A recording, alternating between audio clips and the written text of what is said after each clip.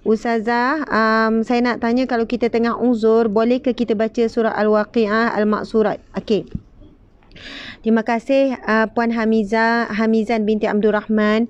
Perbincangan tentang sama ada boleh baca Al-Quran atau tidak ketika uzur, memang itu adalah dalam persoalan khilafiyah. Maksudnya ada perbezaan pendapat para alim ulama. Sebab itu kita akan dapati dalam masyarakat kita di Malaysia sendiri, ada ustaz jawab A, ada jawab B, ada jawab C. Contoh. Maksudnya jawapan tu berbeza-beza, dan mudah-mudahan semua jawapan itu adalah benar.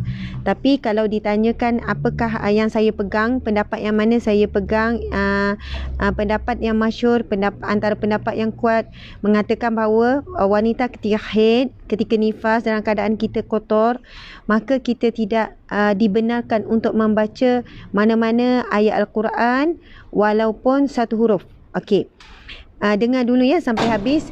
Kemudian sekiranya kita membaca apa-apa ayat Al-Quran yang dah dibiasakan menjadi zikir. Bila sebut zikir, ayat Al-Quran ini bukanlah dalam jumlah yang banyak.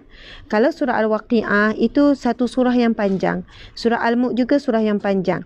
Tapi contohnya kita baca Al-Maqsurat. Al-Maqsurat adalah petikan-petikan ayat Al-Quran. Contohnya daripada surah pendek, 3 kul ada, ayat kursi ada, 2 ayat terakhir surah Al-Baqarah ada, dan surah Al-Baqarah yang awal pun ada. Jadi dia petikan-petikan yang telah dijadikan zikrullah. Dan ayat Al-Quran di dalam Al-Maqsurat ini adalah ayat yang datangnya daripada hadis Nabi SAW.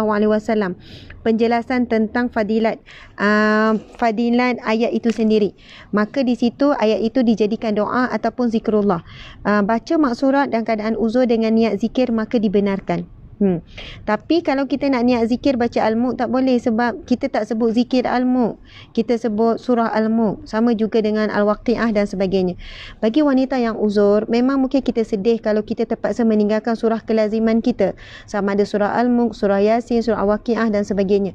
Tetapi redha dengan ketentuan Allah dan meninggalkan satu yang Allah larang juga ibadah, kita diberi pahala. Bila kita redha, Allah suruh kita tinggalkan sesuatu, maka kita diberi pahala. Janganlah pula rasa 7 hari uzur rasa rugi. Tak ada, kita boleh banyakkan zikir, banyakkan selawat, banyakkan istighfar, boleh ulang-ulang 3 kul, boleh baca ayat kursi dengan niat zikrullah. InsyaAllah mudah-mudahan menjawab. Okey, itu soalan pertama. Diberi pahala.